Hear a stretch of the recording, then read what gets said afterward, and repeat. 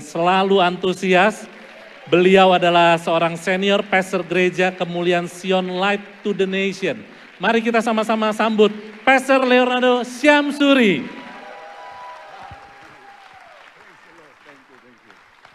Puji Tuhan. Sekali lagi tepuk tangan untuk Tuhan Yesus. Praise the Lord. Sebelum duduk katakan sebelah saudara, kamu luar biasa hari ini. Puji Tuhan, puji Tuhan. Silakan duduk Bapak Ibu. Haleluya, apa kabar Bapak Ibu? Baik-baik semua, seger-seger semua. Haleluya, praise the Lord.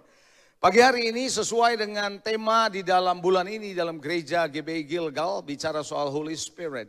Jadi Roh Kudus itu sangat penting dalam kehidupan kita sebagai orang Kristen karena ini memang era kita adalah sekarang ini adalah era dari Holy Spirit.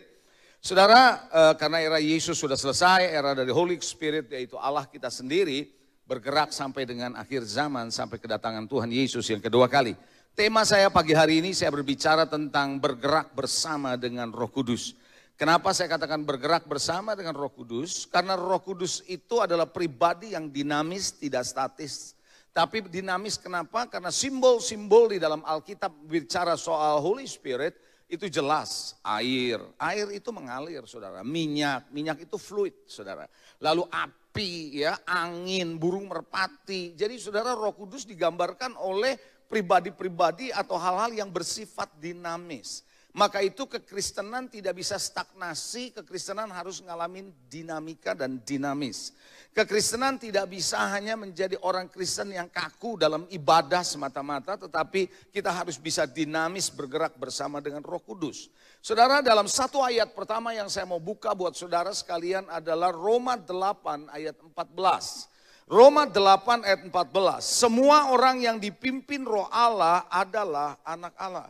Kalau Anda baca ayat Alkitab ini dengan benar, semua orang yang dipimpin oleh Roh Allah adalah anak Allah. Jadi saudara, orang yang disebut anak Allah, kalau begitu adalah orang yang gimana? Yang dipimpin oleh Roh Allah. Berarti kita boleh bertanya, kalau orang dikatakan anak Allah tapi tidak dipimpin oleh Roh Allah. Ada sesuatu yang kurang pas di sini. Karena ayat ini jelas mengatakan orang yang dipimpin semua orang, yang dipimpin oleh Roh Allah disebut anak Allah. Jadi kita nggak bisa ngaku-ngaku anak Allah kalau begitu, kalau kita nggak mau dipimpin Roh Allah ya. Begitu nggak kira-kira implikasinya?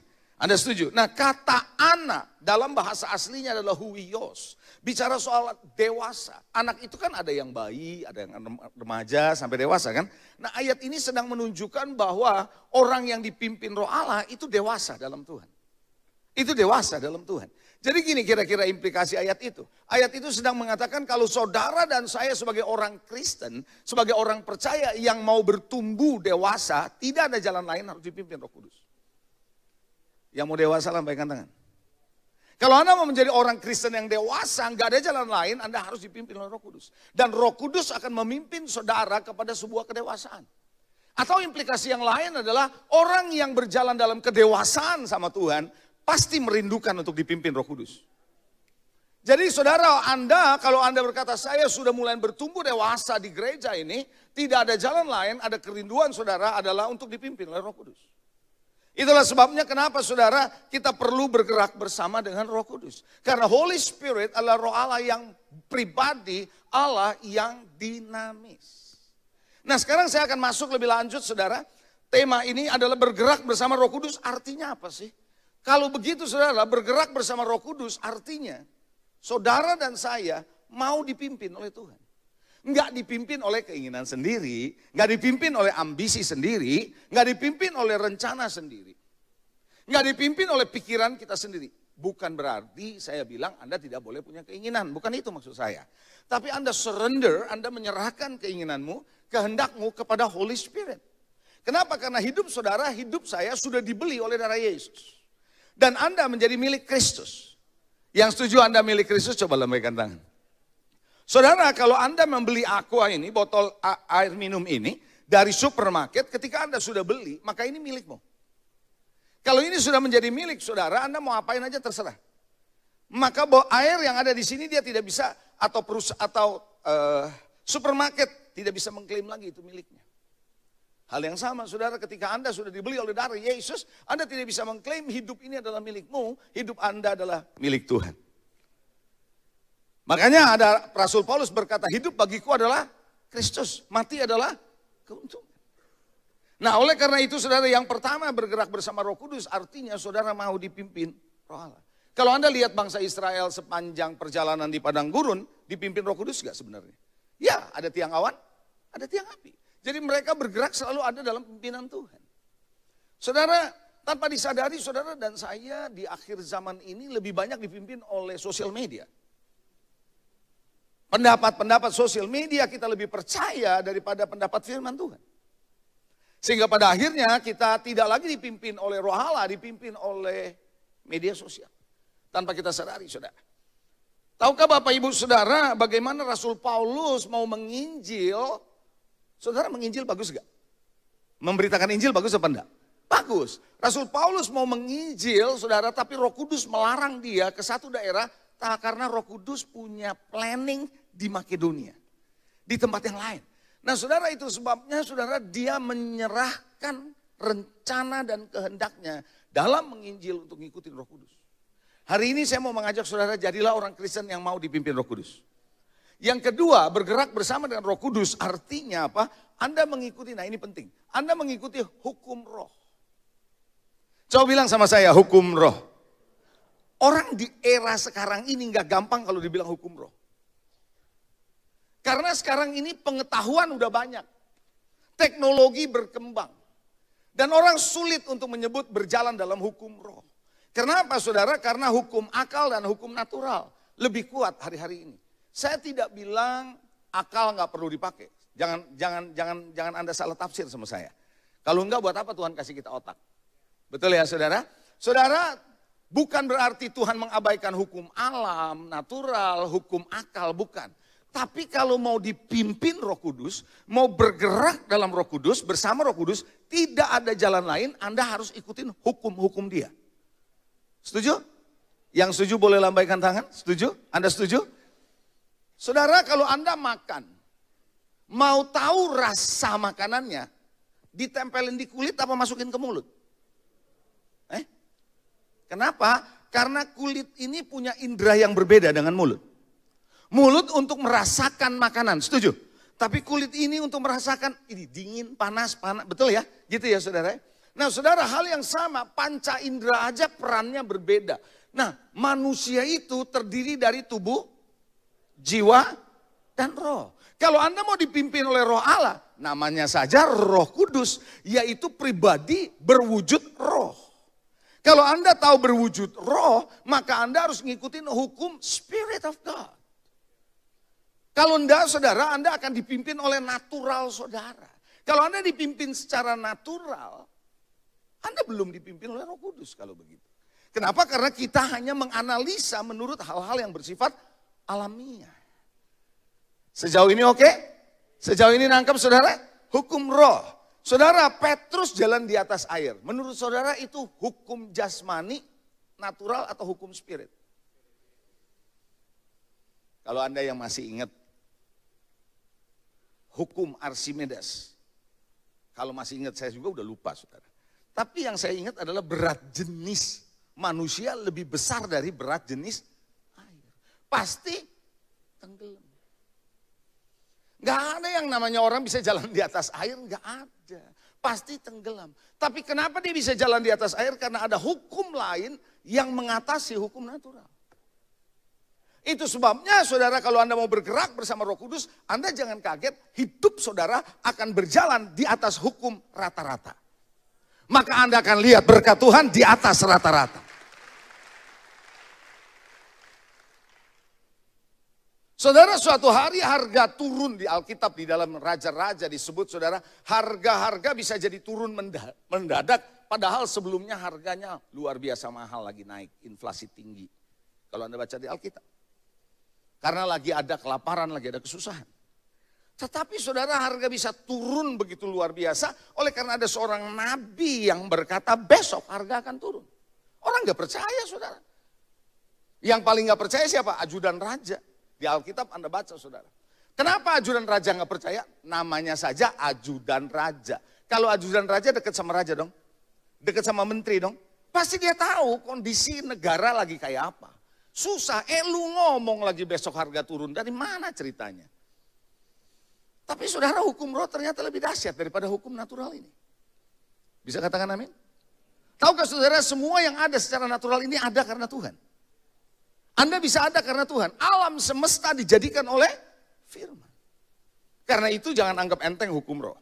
Yang ketiga, bergerak bersama dengan Roh Kudus berarti Anda bertindak dalam iman atau dengan iman dan ketaatan.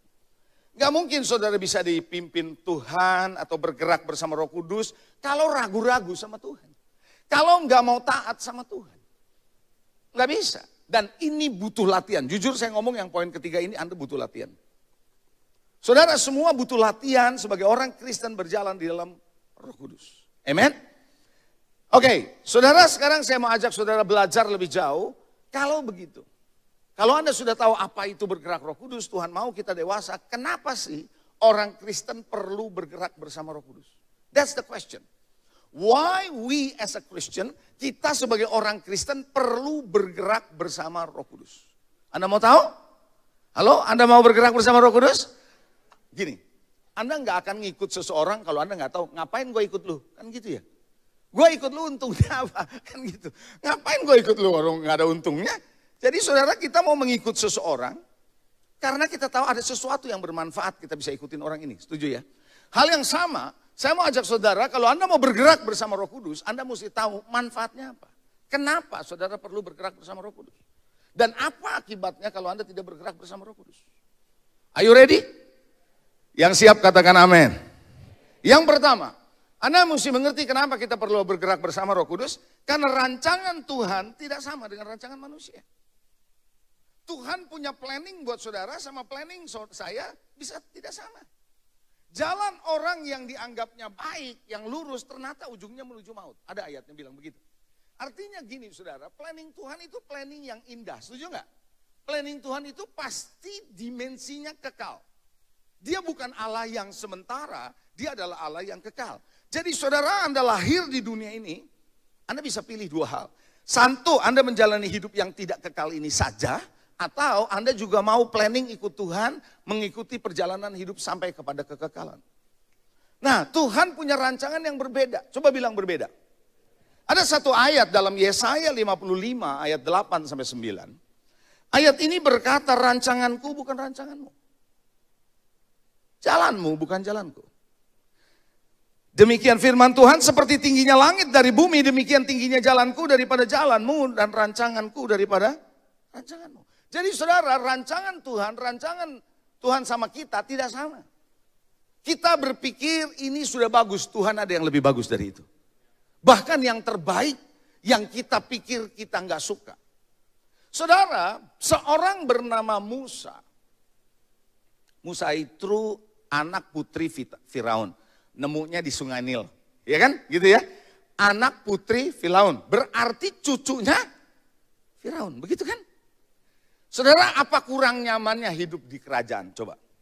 Apa kurang nyamannya bisa akses ke istana raja? Semua fasilitas tersedia. Apa kurangnya? Tapi hebatnya saudara, Musa bergerak ngikutin Tuhan. Mau menderita bersama dengan bangsa Israel. Karena dia lihat ada rencana Tuhan dalam hidupnya.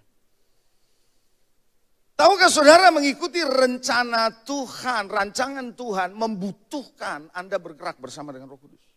Nggak bisa Anda bergerak dengan akalmu sendiri. Yang setuju katakan amin. Tuhan mau saudara dan saya berada di pusat kehendaknya. Saya ulangi, Tuhan mau saudara dan saya berada di pusat kehendak Tuhan. Dia tidak mau Anda miss. By the way, Anda tahu dosa kan? Dosa tahu kan ya? Dosa bahasa aslinya tuh hamarsia. Tahu nggak artinya apa dosa? Dosa itu bukan cuma sekedar bohong, bunuh orang, ya itu dosa memang.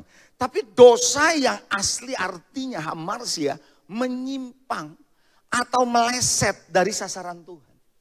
Tujuan Tuhan buat Adam dan Hawa adalah berjalan bersama Tuhan di Taman Eden seterusnya. Menjalani hidup. Tapi dia melenceng ngikutin apa yang setan katakan. Dan itu disebut hamarsia. Saudara, itu sebabnya kenapa Tuhan tidak mau saudara dan saya menyimpang dari Tuhan. Yang setuju katakan amin. Jadi yang pertama adalah oleh karena rancangan Tuhan tidak sama dengan rancangan saudara dan saya. Makanya Anda perlu dipimpin atau bergerak bersama Roh Kudus. Yang kedua, Tuhan bukan cuma punya rancangan yang berbeda, tapi dia tahu jalan-jalan yang perlu Anda lewati. Kalau Anda nggak tahu jalan, Anda pakai apa? Naik mobil. GPS. Pernah nggak dibawa GPS sesat? Siapa yang pernah dibawa sama GPS sesat? Pernah? Tuhan kalau pimpin saudara nggak kayak GPS. Nggak bakal kayak GPS. Bikin saudara bilang, loh kok salah? Nggak ada gitu saudara.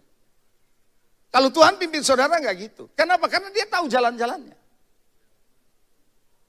Amin. Dia tahu jalan-jalannya. Itu sebabnya mengapa saudara, kadang-kadang kita melihat kenapa Tuhan bawa saya jalan seperti ini. Dia tahu di ujungnya kayak apa. Saudara pikir ini udah bagus, Tuhan tahu ini bagus, ujungnya jeblos kamu. Makanya seringkali dia bikin jalan saudara muter. Nah waktu disuruh muter, kok kayak gini udah enak-enak gitu loh saudara. Keluaran 33, mari kita lihat. Keluaran 13. Ayat 17-18, oh haleluya. Keluaran 13 ayat 17 dan 18. Ayat ini bilang begini. Setelah Firaun membiarkan bangsa Israel itu pergi, Allah tidak menuntun mereka. Coba lihat. Allah tidak menuntun mereka melalui jalan ke negeri orang Filistin. Walaupun, perhatikan, jalan ini yang paling, siapa yang kepengen kalau jalan selalu maunya shortcut? Jalan pendek kan? Kalau udah macet mesti tahu jalan tikus kan?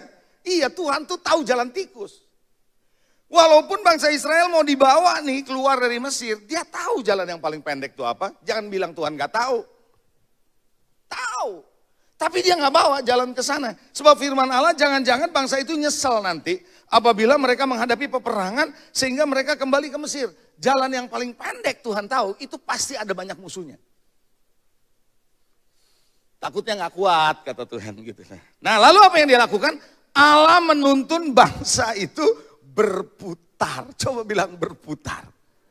Berputar melalui jalan padang gurun menuju Laut Teberau.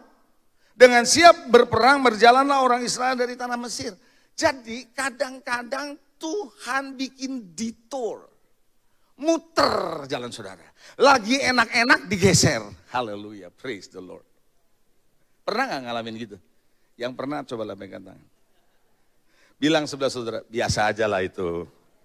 Biasa, karena Tuhan tahu kalau kamu terusin pasti salah kamu, pasti salah jalan.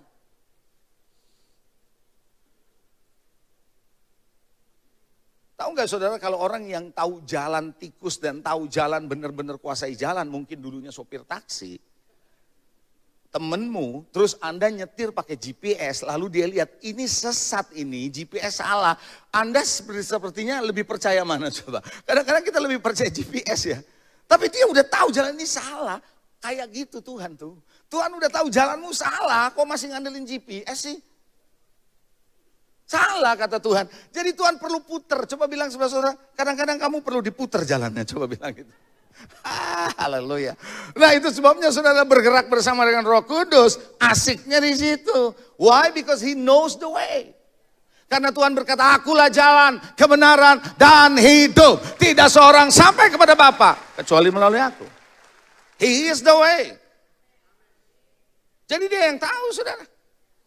Jadi kalau Anda jalan tiba-tiba sekarang kok kayaknya gini ya, ke kanan ke kiri, coba bilang lagi sebelah saudara, biasalah itu, coba bilang gitu. Biasa, artinya Tuhan lagi mau tuntun saudara yang kadang-kadang Anda nggak ngerti. Alright, amin. Karena saya percaya satu, Tuhan pasti mau Anda berhasil. Tuhan mau Anda mencapai tujuan Tuhan dalam hidupnya. Itu yang pasti. Yang ketiga, kenapa saudara perlu dipimpin oleh Roh Kudus atau bergerak bersama Roh Kudus? Karena when you move with God, ketika Anda berjalan sama Tuhan, maka kasih karunia-Nya, perkenanannya ada pada saudara. Karena Anda ikutin maunya Dia. Kalau Anda ikutin bergerak sama Dia, nggak mungkin nggak ada perkenanan, nggak ada favor, nggak mungkin. Nggak mungkin saudara yang namanya nggak ada grace, kasih karunia yang memampukan saudara. Karena Anda ikutin rencana Dia. Setiap anak, setiap karyawan yang mengikuti rencana bosnya, pasti bosnya juga akan mempersiapkan dia segala sesuatu yang diperlukan untuk menggenapi rencana bosnya. Betul atau tidak begitu? Hal yang sama, kalau Tuhan sudah memimpin saudara, Anda bergerak sama Dia, Anda tidak akan keluar dari kasih karunia-Nya. Anda nggak akan keluar dari perkenanannya. Perkenanan Tuhan itu adalah sesuatu yang Anda nggak layak terima atau nggak bisa Anda terima, Tuhan berikan. Ketika saya masih bekerja di bank, long time ago in Bethlehem,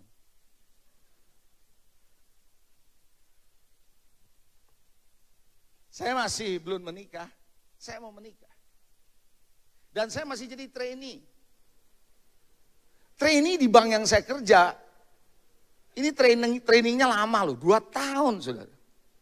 Dan selama trainee 2 tahun, saya tidak bakal dapat fasilitas perusahaan. Karena fasilitas perusahaan itu hanya untuk mereka yang sudah menjadi karyawan tetap. Trainee itu enggak. Trainee itu kalau kerja lembur juga enggak dibayar gitu loh. Singkat cerita, saya mau menikah nih ceritanya. Mau beli rumah. Rumah saya yang sekarang di Puri Indah. Itu saudara mau minta sama orang tua bisa sih, cuman malu saudara. Ya, kan kira kadang-kadang pria begitu ya. Betul nggak para pria? Ya ada rasa malu lah gitu.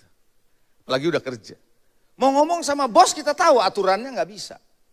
Tapi entah kenapa hari itu, saya memberanikan diri bicara sama bos saya orang bule nih. Karena perusahaan di mana saya kerja banknya adalah bank asing.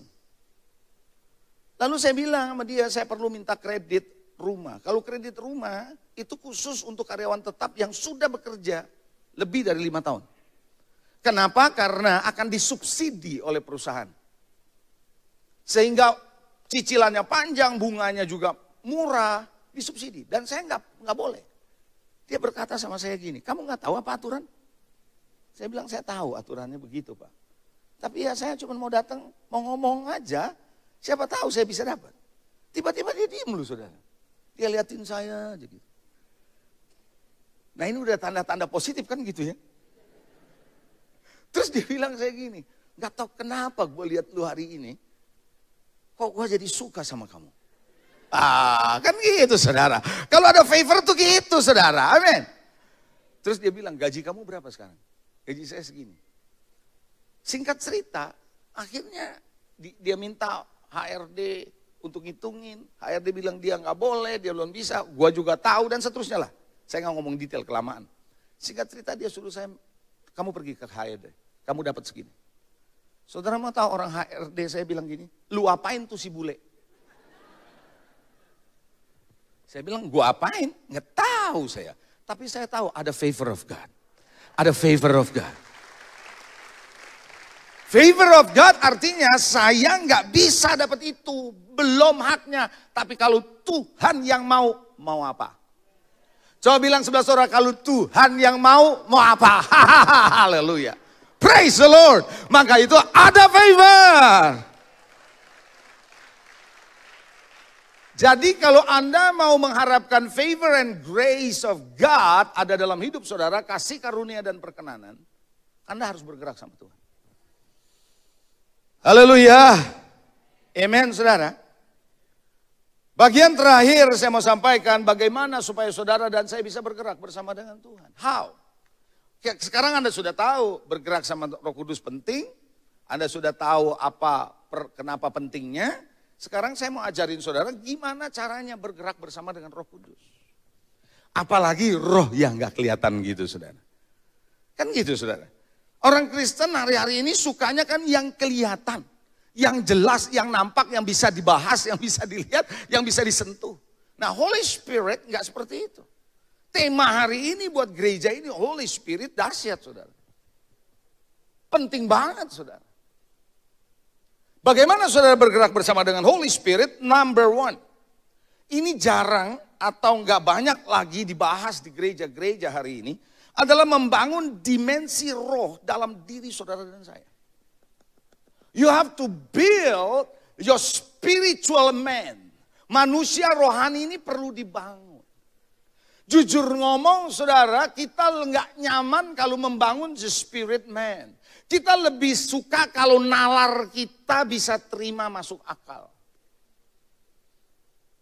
Saudara mau tahu, Tuhan tidak menuntut saudara untuk mengerti sebenarnya. Tapi dia menuntut saudara untuk percaya sekalipun nggak ngerti. Kenapa? Karena dia punya dimensi yang berbeda dengan saudara. Nah, manusia kan daging. Daging Anda bisa bangun, caranya apa? Pergi ke gym. Betul? Anda punya soul, jiwa bisa tenang. Sering-sering istirahat. Sering-sering tenang. Jangan gerasa-gerusu. Jangan terlalu stres, betul ya saudara? Jangan terlalu ngoyo misalnya gitu. Nah, pertanyaannya adalah, kalau spirit saudara gimana? Anda perlu latih bersama dengan Tuhan. Kekristenan kekuatannya salah satunya adalah di dalam spirit. Karena Holy Spirit adalah spirit. Makanya dibilang barang siapa menyembah Allah, dia harus menyembah Allah dalam apa? Roh dan karena Allah itu roh. Kita baca satu ayat. Lukas 1 ayat 80. Lukas 1 ayat yang ke-80. Ini bicara soal seorang anak yang namanya Yohanes Pembaptis. Adapun anak itu, Yohanes Pembaptis, bertambah besar fisiknya, saya tambahin, yang dimaksud bertambah besar itu fisiknya, dan makin kuat apanya? Rohnya. Jadi saudara, Yohanes Pembaptis disiapkan oleh Yesus, disiapkan oleh Bapa untuk apa? Untuk supaya dia bukan cuma tumbuh fisiknya, tapi spiritnya harus strong. Kenapa spiritnya harus strong? Karena dia punya tugas. Tugasnya berhadapan dengan orang Farisi dan ahli Taurat. Nah, orang Farisi dan ahli Taurat adalah sangat dahsyat dalam intimidasi. Spirit dari intimidasi menghakimi, judgementnya kuat. Dan kalau nggak kuat-kuat ngadepin ini, bisa stres, bisa mundur saudara. Bahkan gak kuat ngadapin intimidasi. Lalu dikatakan dia tinggal di padang gurun sampai kapan? Sampai kepada hari ia harus menampakkan diri kepada. Jadi Bapa di sorga tidak serta-merta memanggil Yohanes Pembaptis langsung diterjunin. Enggak. Tetapi dia dipersiapkan sampai spiritnya strong enough. Ketika rohnya kuat, dia akan berhadapan dengan orang Farisi yang bermain mengintimidasi spirit orang.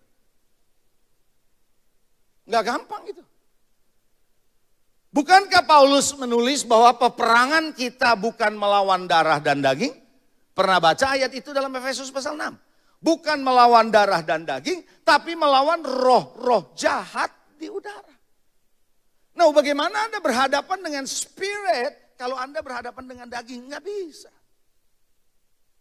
Allah mau pimpin Anda punya spirit. Dia bicara ke spirit saudara. Bagaimana cara membangunnya? Simple sebenarnya, sudah diajarin berulang-ulang. Orang Kristen kadang-kadang diajarin berulang-ulang. Sudah ngerti, tapi tinggal satu langkah yang perlu dilakukan, dikerjakan. Betul? Saudara harus banyak berdoa. Kalau Anda tidak banyak berdoa, bagaimana Anda bisa tahu Holy Spirit? Anda harus banyak nyembah. Jadi kalau tadi ada morning with Jesus, saya dorong Anda untuk datang dalam doa. Kalau ada penyembahan, Anda harus belajar menyembah. Saudara tahukah waktu Anda berdoa, Anda nyembah, Anda sedang melatih roh saudara sebenarnya? Kan Anda kalau lagi nyembah nggak angkat besi kan? Betul? Kalau Anda berdoa sambil angkat besi itu namanya lagi nge-gym kan gitu saudara. When you pray, when you worship God, Anda nyembah, Anda sedang melatih your spirit. Bahkan Anda fokus ke Tuhan. Siapa yang belum makan pagi tadi? Ada, angkat tangan. Nah biasanya kalau orang belum makan habis gereja cari makan ya. Kalau Anda pergi ke restoran atau ke kafe, saya mau tanya habis dari gereja. Yang Anda lihat menu atau Alkitab? Saya mau nanya, kalau Anda mau pergi makan ke restoran nih habis ibadah nih, yang Anda lihat menu atau Alkitab? Menu lah, itu orang waras itu. Betul ya, Anda cari menu, betul ya? Why? Because you want to get food, Anda mau makan. Hal yang sama, when you pray, when you worship God, fokus Anda ke Tuhan, fokus Anda adalah ke Dia, karena bukan yang lain, karena Anda sedang cari Tuhan. Come on. Itu sebabnya manusia roh saudara bisa dibangun dengan doa, dengan penyembahan, baca Alkitab, renungkan firman. Itu membangun manusia roh saudara. Ketika manusia roh saudara on fire atau menyala, dia mudah untuk memimpin saudara. Ada satu ayat saya nggak buka saudara dalam Amsal 20:27 dikatakan begini. Roh manusia itu pelita Tuhan. Yang menyelubungi seluruh isi hati. Menyelidiki seluruh lubuk hati. Kalau apinya padam, Tuhan tidak bisa bicara. Coba bilang sebelah saudara, bangun manusia rohmu. Kita maunya datang ke gereja diberkati Tuhan. Enggak salah. Kita maunya ke gereja, masalah kita selesai. Enggak salah. Pertanyaan saya, mau enggak kita ke gereja membangun manusia roh kita? Come on, amin saudara. Kita perlu bangun spirit kita. Kita kalau lagi doa di rumah, mau enggak kita membangun spirit kita? Saudara jangan main-main, saudara, segala sesuatu datang in the spirit, kata Tuhan. Anda perlu balik ke sini, saudara. Karena perjanjian baru banyak diisi dengan hal-hal seperti ini. Yang kedua, membangun hubungan dengan orang-orang yang dewasa rohani dan pemimpin rohani. Salah satu cara bagaimana Anda bergerak bersama dengan Roh Kudus, membangun hubungan dengan pemimpin atau orang-orang yang dewasa rohani. Dalam hal apa? Percakapan, bicara, ngobrol. Jadi kalau Anda punya masalah, saya dapati ya, banyak orang Kristen lucu. Gak tahu kalau di gereja ini.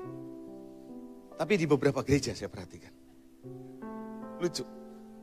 Kalau ada masalah, dia lebih senang cerita sama orang yang gak kenal Tuhan daripada sama pemimpinnya sendiri di gereja. Makanya saya bilang saya gak tahu di gereja ini. Tapi kalau di beberapa gereja suka begitu. Apalagi sama pendoa gak berani ngomong dia. Kenapa? Takut masalah gue didoain, katanya gitu. Lah kan bagus, enggak jadi ketahuan masalah gue gitu katanya.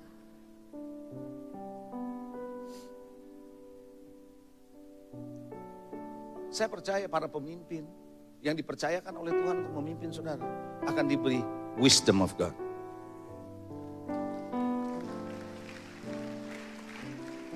Anda mungkin berkata, pastor saya nggak pernah dengar suara Tuhan. Paling tidak kamu pernah dengar suara gembalamu. Paling tidak kamu pernah dengar suara pemimpinmu yang mengarahkanmu. Come on. Tanpa disadari kalau Anda mau mengikuti itu, Anda sedang mengikuti kegerakan Roh Kudus yang dipimpin. Dia juga pemimpin dipimpin oleh Tuhan. Banyak kali datang kepada pendeta atau gembala sidang ketika masalahnya sudah babak belur. Pendeta juga nggak bisa membalikan kondisi saudara begitu. Betul saudara? Coba bangun hubungan. Jadi datang ke gereja bukan sekedar datang dan pulang. Tapi bangun hubungan melalui Anda punya komsel. Di sini apa? Family cell. Di dalam family cell saudara. Anda perlu bangun itu. Supaya apa? Lewat pemimpin-pemimpin bisa mengarahkan saudara. Paling tidak yang lebih dewasa rohani. Lebih tahu, lebih ngerti daripada kita yang belum dewasa rohani. Setuju gak begitu? Ketimbang Anda mencari jawaban dari orang luar. Yang belum tentu kenal Tuhan. Maka kita akan malah jalan kepada hal yang tidak beres. Yang berikutnya yang ketiga, proses pembaharuan pikiran. Saudara, pikiran saudara dan pikiran saya harus dibaharui. Amen. Tahu gak saudara, pikiran kita banyak dibentuk oleh apa yang sudah kita pelajari selama ini. Sehingga ketika kita nangkep firman Tuhan, kita analisa menurut apa yang sudah biasa diproses di pikiran kita. Nggak masuk di akal nih, kita buang. Gua nggak ngerti nih, kita buang. Saya ngajarin jemaat saya gini, kalau kamu nggak ngerti firman yang Anda lagi dengerin khotbah, tangkep dulu, simpen, jangan komentar dulu. Kenapa? Firman itu hidup. Dia bisa membaharui pikiranmu suatu ketika. Aha, sekarang saya ngerti apa arti firman. Terakhir yang keempat, taat. Coba bilang taat. Percaya dan taat. Sebagai penutup, ada satu slide saya yang terakhir, saya mau sampaikan begini. Kita tidak mempertimbangkan firman Tuhan dan nasihat ilahi. Kita menaatinya. Buat apa Anda dinasehati? Buat apa Anda dengar Tuhan, firman Tuhan, kalau hanya cuma mempertimbangkan? Saudara pernah nggak? Saya punya pengalaman sebagai penutup cerita saya. Sebagai gembala sidang, ada orang suka minta konseling. Konselingnya masalah keuangan, masalah keluarga, masalah macam-macam. Ketika saya tanya, lalu saya memberikan arahan. Biasanya saya suka tanya ulang terakhir konklusinya. Jadi konklusinya apa Bapak Ibu? Dia bisa ulang itu. Nomor 1, A ini, good. B ini, good. C ini, good. Berarti tahu dong. Karena waktu saya ngomong emang A, B, C itu yang saya maksud. Jelas dong? Jelas. Tapi setelah keluar dari ruang konseling, yang dia kerjain yang D. Anda paham maksud saya? Kenapa saudara? Dia cuma dengerin, mempertimbangkan, tapi dia nggak melakukan. Coba bilang sebelah saudara, jangan gitu bro, sis, jangan gitu. Jangan mempertimbangkan. Nggak ada gunanya Anda mempertimbangkan firman. Firman itu bukan sebuah bacaan yang Anda pertimbangkan. Yang Anda perlu taati. Bergerak bersama Roh Kudus. Amin. Mari kita bangkit berdiri. Aku percaya pagi hari ini Tuhan, Kau berbicara kepada setiap kami. Bergerak bersamamu Tuhan adalah satu keniscayaan. Satu hal yang penting buat kami untuk kami lakukan. Hari ini ada berapa banyak di antara saudara yang berkata, selama ini aku banyak dipimpin oleh keinginanku sendiri. Selama ini aku banyak dipimpin oleh rencanaku sendiri. Tapi engkau sadari bahwa hari ini engkau perlu dipimpin dan bergerak bersama Roh Kudus. Hari ini aku berdoa Tuhan, sadarkan setiap umatmu yang hadir, baik yang duduk di sini maupun yang di balkon, ataupun yang menyaksikan melalui streaming. Biar setiap kami menyadari, kami perlu dipimpin Roh Kudus, bergerak bersama Roh Kudus. Terima kasih untuk waktu ini. Setiap kali kami datang kepada-Mu, biarlah Roh Kudus berbicara di hati kami, bergerak bersama dengan kami. Terpuji namamu, in Jesus name, dalam nama Yesus kami berdoa. Yang percaya dan diberkati Tuhan katakan, amin.